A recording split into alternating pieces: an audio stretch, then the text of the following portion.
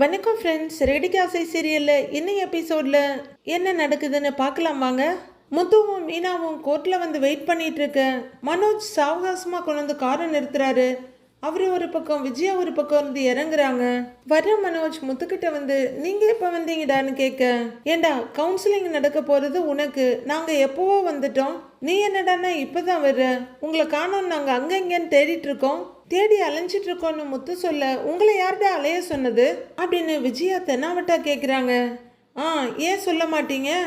அப்பா சொன்னார்ல இவனை பார்த்துக்க சொல்லி, அதான் வந்தோங்கிறவரு. அதுவும் இல்லை, வக்கீலம்மா நேற்று வர சொன்னாங்கல்ல, நாங்கள் எங்கள் வேலையை விட்டுட்டு வந்திருக்கிறோம், இவனுக்கெல்லாம் இந்த ஜென்மத்தில் டைவர்ஸ் கிடைக்குமா இல்லையானே தெரியல அப்படின்னு முத்து கொஞ்சம் கோபமாக தான் சொல்லிட்டு இருக்காரு. ரெண்டு பேர் வேலை வெட்டியை விட்டுட்டு இவங்களுக்காக வந்து நின்னா அந்த டயத்தை கூட வேல்யூ பண்ண தெரியாத ஜென்மங்க. அவர் கோவப்படுறதுல எந்த தப்பும் இல்லை. அப்போ ஒரு ஆட்டோ வந்து நிற்க, அதுல இருந்த அந்த ரோகிணி இறங்குறாங்க. விஜயாவும் மனோஜும் திரும்பி பார்க்க, முத்துவும் மீனாவும் கூட அங்கே பார்க்குறாங்க. திரும்பி பார்க்குற விஜயாவுக்கு திக்குன்னு இருக்குது. என்னடா, எப்பவுமே இந்த பார்லர்காரி பவுடர்லாம் பூசி முகத்தை பளபளன்னு வச்சிருப்பா, இன்னைக்கு என்ன ஜுரம் அடிச்ச மாதிரி வர்றா அப்படின்னு விஜயா கேட்க, தெரியலையேம்மாங்கிறாரு மனோஜ். அவளை பார்த்து உள்ளர இருக்கவங்களுக்கு இரக்கம் வரணும்னு பிளான் போட்டு வந்திருக்கா அப்படின்னு மீனா சொல்ல, ஓ அனுதாப ஓட்டு வாங்க பாக்குதா, அதான் மூஞ்ச சோகமா வச்சுக்கிட்டு வருது அப்படின்னு முத்துவும் சொல்றாரு. அவன் முகத்தை எப்படி வச்சுக்கிட்டு வந்தா என்ன மனோஜ், நீ இன்னைக்கு சரியா பேசுற அப்படின்னு விஜயா சொல்ல, யாரு இவனா, கோர்ட்லயே உளறிக்கிட்டு இருந்தான், இங்க வந்து என்னென்ன வாயை விட போறானோ அப்படின்னு முத்து நம்பிக்கை இல்லாம தான் சொல்றாரு. விஜயா உச்சி கொட்டிட்டு எரிச்சலா பார்க்க, ஏய் அதெல்லாம் நான் ஒழுங்கா பேசிடுவேன் அப்படின்னு மனோஜ் சொல்ல, சரி சரி பேசுனா சரிதான் அப்படிங்கிற மாதிரி பாக்குறாரு முத்து. ரொம்ப உடம்பு சரியில்லாம ஹாஸ்பிட்டல் பெட்ல இருந்து ஸ்ட்ரைட்டா எழுந்து வந்த மாதிரி தான் வர்றாங்க ரோகிணி. மெதுவா வந்து, எப்படி இருக்க மனோஜ்னு கேட்க, அவர் முகத்தை திருப்பிக்கிறாரு. உன் கூட வாழாம இருந்தாலே அவன் நல்லா தாண்டி இருப்பான், இப்படி பாவமா முகத்தை வச்சுட்டு ஏமாத்துறதெல்லாம் பண்ணாத, நீ நினைக்கிறது எதுவுமே நடக்காதுன்றாங்க விஜயா. வாடா அப்படின்னு மனோஜ் கூப்பிட்டுட்டு அங்கிருந்து போயிடுறாங்க. இதுங்க எதுக்கு வந்திருக்குதுங்க அப்படிங்கிற மாதிரி முத்துவையும் மீனாவையும் ஒரு பார்வை பார்த்துட்டு ரோகிணியும் போறாங்க. வா போலாம் மீனா அப்படின்னு கூப்பிட ரெண்டு பேரும் சேர்ந்து போறாங்க. உள்ளர கவுன்சிலிங் ரூம்குள்ள வர, வணக்கம் சாருங்கிறாரு மனோஜ். கூடவே விஜயாவும் வர்றாங்க. மனோஜ் ரோகிணின்னு கூப்பிட, நான் தான் ரோகிணின்றாங்க அவங்க. உட்காருங்கன்னு சொல்ல, மனோஜும் ரோகிணியும் அங்க இருக்க சேர்ல உட்காடுறாங்க. நீங்கெல்லாம் யாருன்னு கேட்க, நான் மனோஜோட அம்மாங்க அப்படின்னு விஜயா சொல்ல, நாமளும் விஜயாவை பாக்குறோம், பார்லர் அம்மா போடாம விட்ட மேக்கப் எல்லாம் இவங்க போட்டிருக்க மாதிரி சும்மா அப்படியே பல்லன்னு இருக்காங்க. என் பேரு முத்துங்க சார், நான் உன்னோட தம்பிங்க சார், நான் கார் டிரைவரா இருக்கேன், இவங்க என் ஒய்ஃப் மீனா, பூ விற்கிறாங்கன்றாரு முத்து. மீனா ஒரு வணக்கத்தை போட, நீ என்ன வேலை செய்யறேன்னு அவங்க கேட்டாங்களா அப்படின்னு விஜயா எரிச்சலோட கேட்க, எப்படியும் அடுத்து கேட்பாங்கல்ல, அதான் சொல்லிட்டேன் அப்படின்னு முத்து சொல்ல, அப்படின்னு முகத்தை திருப்பிக்கிறாங்க விஜயா. மனோஜ் ரோகிணி மட்டும் உள்ளாருங்க, மற்றவங்க எல்லாம் வெளியே வெயிட் பண்ணுங்க அப்படின்னு இந்த மேல் கவுன்சிலர் சொல்ல, விஜயாவுக்கு திக்குன்னு இருக்குது. எப்படிங்க என் பிள்ளைய தனியா விட்டுட்டு போறது அப்படின்னு கேட்க, அவர் என்ன இப்ப எல்கேஜியை சேர்த்து விட்டுருக்கீங்க அப்படின்னு அந்த லேடி கேட்குறாங்க. இல்ல, அவனுக்கு சரியா பேச தெரியாது அப்படின்னு விஜயா சொல்ல, டைவர்ஸ் மட்டும் கேட்டு வர தெரியுமா அவருக்கு அப்படின்னு அந்த லேடி கேட்க, விஜயா என்ன சொல்றதுன்னு பாக்குறாங்க. கொஞ்சம் யோசிச்சுட்டு, இல்லம்மா அவன் ஒரு வெகுளி, இவ நல்லா பொய் சொல்லுவா, இவ எங்களை ஏமாத்தி இத்தனை நாளான்னு விஜயா ஆரம்பிக்க, ஏமா யாரு ஏமாத்துனாங்கன்னு நாங்க முடிவு பண்ணிக்கிறோம், நீங்கெல்லாம் கொஞ்சம் வெளியே வெயிட் பண்ணுங்க அப்படின்னு அவரு ஸ்ட்ரிக்டா சொல்லிடுறாரு. அம்மா போலாமா, அதான் சொல்றாங்கல்ல அப்படின்னு முத்து சொல்ல, அப்படியே மெதுவா திரும்புறாங்க விஜயா. போங்கன்னு சொல்ல விஜயாவும் நடக்க, மீனாவும் போறாங்க. அவங்க அந்த பக்கம் போனதும், மனோஜ் நீங்க தான் டைவர்ஸ்க்கு அப்ளை பண்ணீங்க இல்லையா அப்படின்னு அவரு கேட்க, ஆமாங்க சார்ங்கிறாரு மனோஜ். என்ன ரீசன்ங்கிறாரு அவரு. என்ன நம்ப வச்சு ஏமாத்திட்டாங்க சார், இவளுக்கு முன்னாடியே கல்யாணம் ஆகி இருக்கு, இவளுக்கு பிறந்த ஒரு பையன் இருக்கான், அது எல்லாத்தையும் மறைச்சு என்ன கல்யாணம் பண்ணிக்கிட்டா அப்படின்னு மனோஜ் சொல்ல, ரெண்டு பேரும் ஒருத்தர் பாத்துக்கிறாங்க. ஸ்டார்டிங்ல நிறைய பொய்ய சொல்லி என்னை ஏமாத்திட்டா, இவ கூட எல்லாம் என்னால வாழ முடியாதுங்க சார், கண்டிப்பா எனக்கு டிவோர்ஸ் வேணுங்க சார் அப்படின்னு மனோஜ் ஸ்ட்ராங்கா சொல்லிடுறாரு. கேஸ் ஃபைல் படிச்சோம், அதுல உங்களுக்கு எல்லா உண்மையும் தெரியும்னு இருக்கு அப்படின்னு அந்த மேல் சொல்ல, சத்தியமா தெரியாதுங்க சார் அப்படின்னு ரொம்பவே எக்ஸைட் ஆகி கையில படார்னு அடிச்சு கோர்ட்ல இவ அந்த மாதிரி திருப்பி விட்டுட்டாங்க சார்னு மனோஜ் சொல்றாரு. ரோஹிணி முகத்தை அழுகைக்கு ரெடியா வச்சிருக்காங்க. எனக்கு எதுவுமே தெரியாதுன்னு மனோஜ் சொல்ல, ரோஹிணி நீங்க என்ன சொல்றீங்கன்னு அந்த லேடி கேக்குறாங்க. ரோஹிணி இதுக்காகவே காத்திருந்த மாதிரி தேம்ப ஆரம்பிச்சு பெரிய அழுகையோட தொடர்றாங்க. கட்டடமே விரிசல் விடுற அளவுக்கு சத்தமா அழாதீங்க ப்ளீஸுங்கிறாங்க அந்த லேடி. அம்மா அழாதீங்கம்மா அப்படின்னு அவரும் சொல்றாரு. ஏன் அழுறீங்கன்னு இந்த லேடி கேட்க, மேடம் இதெல்லாம் நம்பாதீங்க, நடிப்பு, அவ்வளவு ஆக்டிங்கு அப்படின்னு மனோஜ் சொல்லிட்டு இருக்க ரோஹிணி உடனே படார்னு எழுந்து, மனோஜ் ப்ளீஸ், மனோஜ் மனோஜ் ப்ளீஸ் அப்படின்னு அவரோட காலில் விழறாங்க.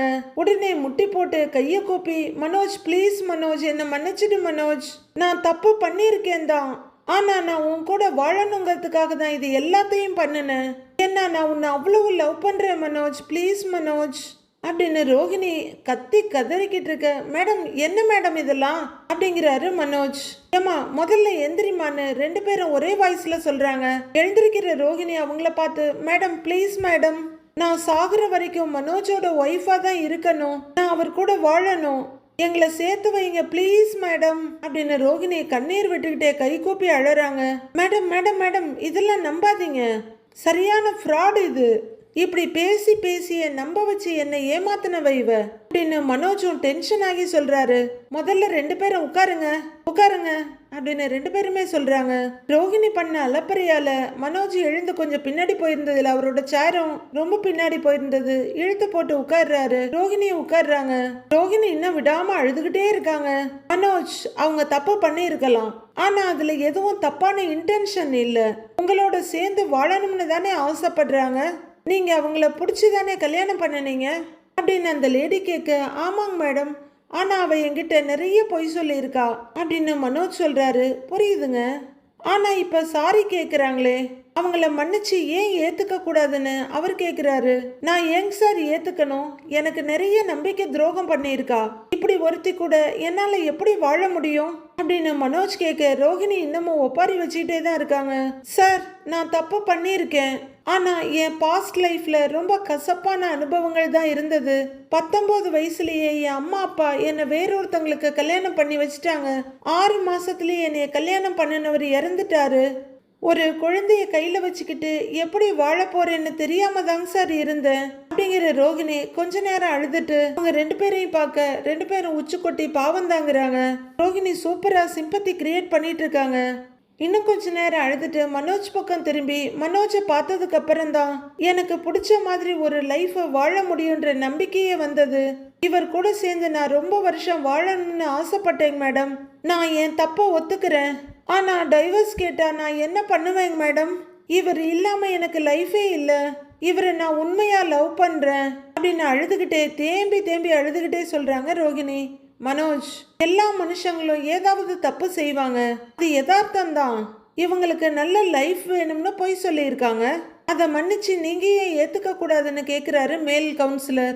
அது எப்படிங்க சார் முடியும், இவளால என் நிம்மதியே போச்சு, என் ஃபேமிலியிலேயே நான் தான் அதிகமா படிச்சிருக்கேன், எனக்கு இந்த சொசைட்டில ஒரு நல்ல பேர் இருக்கு, நான் ஒரு பிஸ்னஸ் மேன், ஒரு ஷோரூம் வச்சு ரன் பண்றேன், ஆனா இன்னைக்கு எல்லாரும் என்னை பார்த்து சிரிக்கிற அளவுக்கு இவ பண்ணிட்டா, இவளால என் நிம்மதியே போச்சு, என் ஃபேமிலிலையும் நிறைய ப்ராப்ளம், என்னால இவ கூட வாழ முடியாது, எனக்கு டிவோர்ஸ் வேணும் அப்படின்னு மனோஜ் ரொம்பவே ஸ்ட்ராங்கா சொல்லிடுறாரு. என்ன இவரும் இவ்வளோ பிடிவாதமா இருக்காரு, பாவம் இந்த பொண்ணு வேற இவ்வளோ அழுது அப்படின்ற மாதிரி ரெண்டு பேரும் ஒருத்தர் பார்த்துக்கிறாங்க.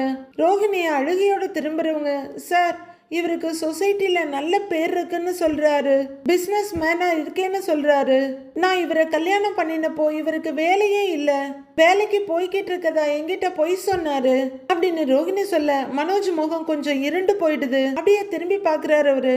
ஆனா அது எதையுமே நான் பெருசா எடுத்துக்கவே இல்லை, எவ்வளவு படிச்சிருந்தாலும் எந்த வேலைக்கும் சரியா போனதே இல்ல, அடிக்கடி வேலையையும் விட்டுட்டு வந்துருவாரு, அப்பெல்லாம் நான் தான் சப்போர்ட் பண்ணியிருக்கேன் அப்படின்னு ரோஹிணி அழுகையோட சொல்ல ரெண்டு பேரும் மனோஜையும் ரோஹிணியை மாறி மாறி பாக்குறாங்க. அவங்களும் ஒருத்தர் பாத்துக்கிறாங்க. இப்ப அவர் வச்சிருக்க ஷோரூம் கூட நான் வச்சு கொடுத்தது தாங்கிறாங்க ரோஹிணி. ஏய் அது என்ன உங்க அப்பன் காசுலயா வச்சு கொடுத்த, அது ஏன் அப்பன் காசு அப்படிங்கிற மனோஜ். மேடம் இவ சொல்றதெல்லாம் நம்பாதீங்க, இவளுக்கு ஒரு குழந்தை இருக்கு, அதை மறைச்சி அந்த பையனை எங்க வீட்டுல தங்க வச்சு நிறைய டிராமா பண்ணியிருக்கா அப்படிங்கிறாரு மனோஜ். கூர்ந்து பார்த்துட்டு இருக்காங்க ரெண்டு பேரும். மேடம், இவர் கூட என் பையனுக்கு ஒரு பாண்டிங் வரணும்னு தான் நான் இதெல்லாம் பண்ணினேன். என் பையன் இவரை தான் அப்பான்னு கூப்பிடுறான், அவன் டேடின்னு கூப்பிடும் போதெல்லாம் இவர் சந்தோஷப்பட்டிருக்காரு அப்படின்னு ரோகிணி சொல்ல மனோஜுக்கு பயங்கர அதிர்ச்சி. ஏய், நான் எங்கடி சந்தோஷப்பட்டேன்? நீ தானே ஏதோ பேய் பிசாசுன்னு கதையெல்லாம் விட்டு என்னை ஏமாத்தின அப்படின்னு ரோகிணி கிட்ட கத்துற மனோஜ் இந்த பக்கமா திரும்பி இவ சொல்றதெல்லாம் பொய் பொய் பொய், சுத்த பொய்ங்க மேடம் அப்படிங்கிறாரு மனோஜ். ஆளுக்கு ஒன்று சொல்லிக்கிட்டு இருக்கீங்களே, ஒரு முடிவுக்கே வரமாட்டேங்கிறீங்களே அப்படின்னு அந்த மேல் கவுன்சிலர் சொல்ல, சார் எனக்கு டிவோர்ஸ் வேணுங்க சார், இதுதான் என் முடிவுங்கிறாரு மனோஜ்.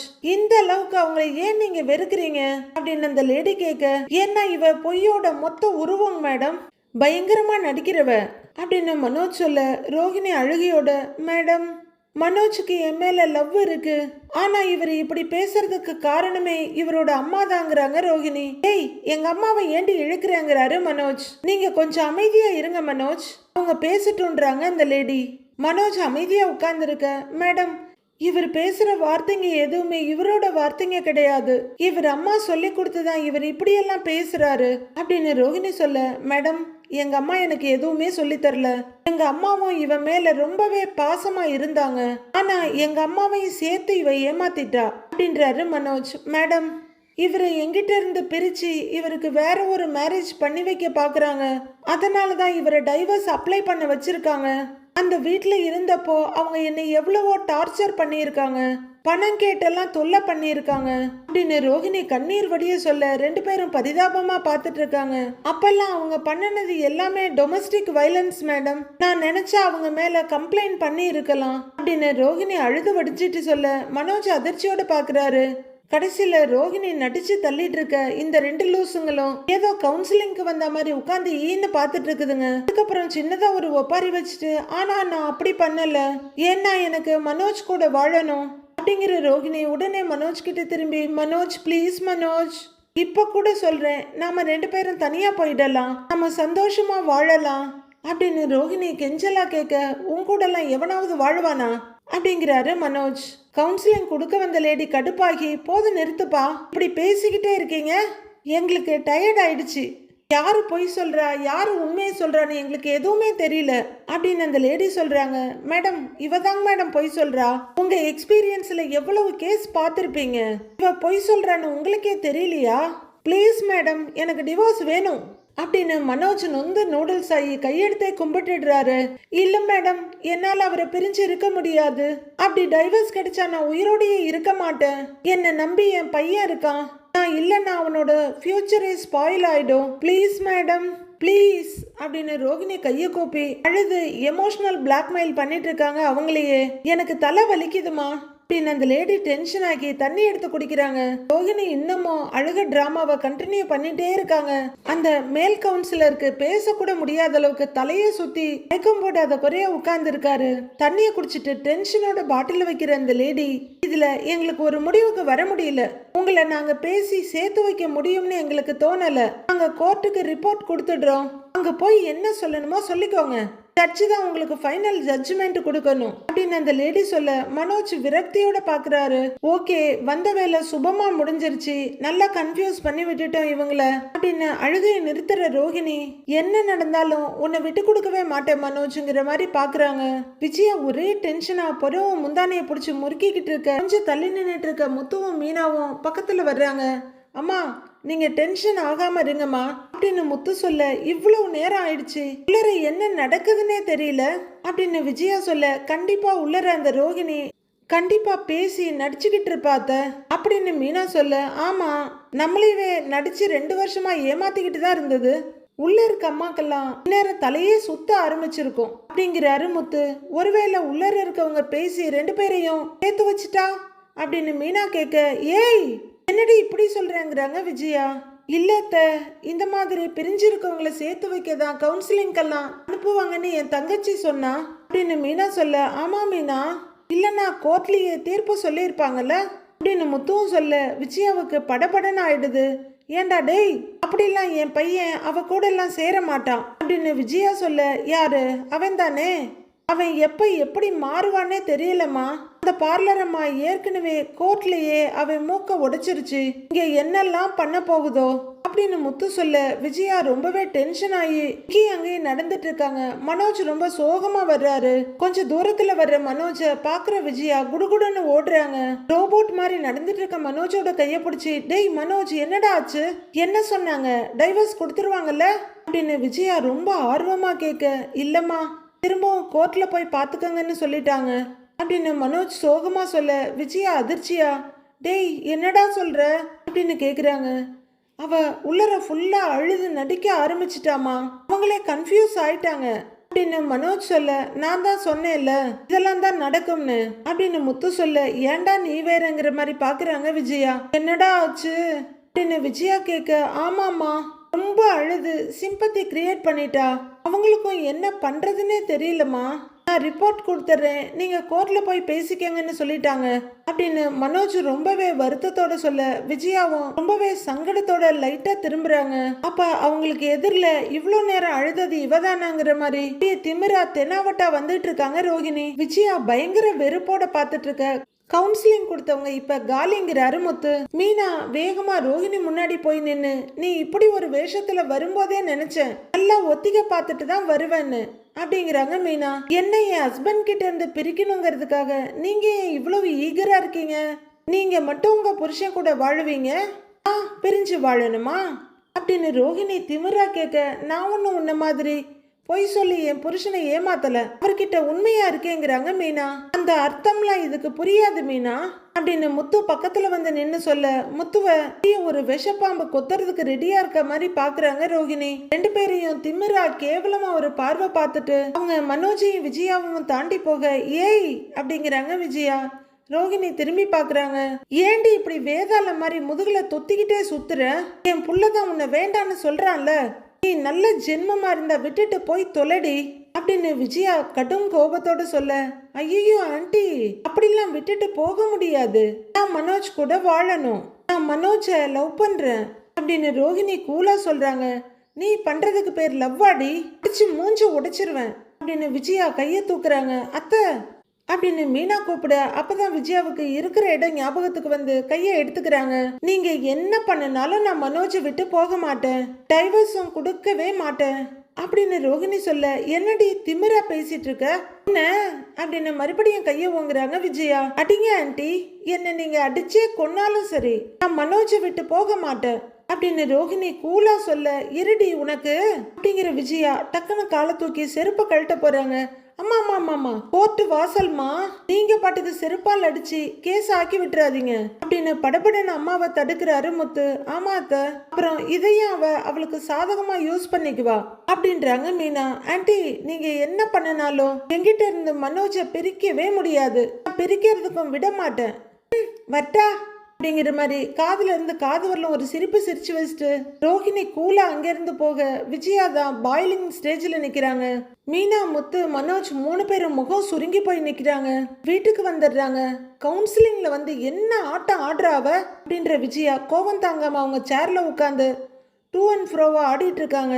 திமிர் பிடிச்சவ, கடவுள் அவ பக்கம் இருக்கிறாராமே, அவ நினைச்சத நடத்திடுவாளாம், சவால் விட்டுட்டு போறா அப்படின்னு விஜயா கோவமா கத்திக்கிட்டு அவங்களோட சேரை ஆட்டிக்கிட்டே இருக்க. எதுக்கு இப்படி வந்ததுல இருந்து கத்திக்கிட்டே இருக்க அப்படிங்கிறாரு அண்ணாமலை. என்னைய இப்படி புலம்ப விட்டுட்ட அந்த பார்லர் காரி அப்படின்னு விஜயா கத்த, ஒன்னு தெரிஞ்சுக்கோ, முதல்ல மனோஜுக்கு பொண்ணு பாக்குறத நிறுத்து, இப்ப அதுதான் ரோஹிணிக்கு கோவம், நீயும் பொண்ணு பாக்குறத நிறுத்த போறதில்ல, அவளும் கெடுக்கிற வேலைய நிறுத்த போறதில்ல அப்படிங்கிறாரு அண்ணாமலை. அம்மா முதல்ல டைவர்ஸ் கிடைக்கட்டுமா, அதுக்கப்புறம் இவனுக்கு பொண்ணு பார்க்கலாம் அப்படின்னு ரவி சொல்ல, விஜயா அதெல்லாம் கேட்கறதுக்கு தயாராவா இருக்காங்க. அவளுக்கு பயந்து நான் என்னையெல்லாம் நிறுத்திக்க மாட்டேன், மாத்திக்க மாட்டேன், இந்த குடும்பத்தை ஏமாத்துனது அவதான், நம்ம எல்லார்கிட்டையும் பொய் சொன்னதும் அவதான், அவளே தைரியமா பேசும்போது எனக்கு என்ன அப்படின்னு விஜயா விடாம கத்த, அது சரிதான், அப்ப நீ செய்யறத செய்ய, ரோஹிணியும் அவ செய்யறத செய்யட்டும், அவ்வளவுதான் சொல்ல முடியும். ஒரு கட்டத்துல என்னாலையும் உன்னை கன்வின்ஸ் பண்ண முடியாது, டைவர்ஸ் கிடைக்கிற வரைக்கும் அமைதியா இரு கொஞ்சம், அதான் பெட்டர், அவ்வளவுதான் நான் சொல்லுவேன் அப்படின்னு எரிச்சலோட சொல்லி முடிக்கிறாரு அண்ணாமலை.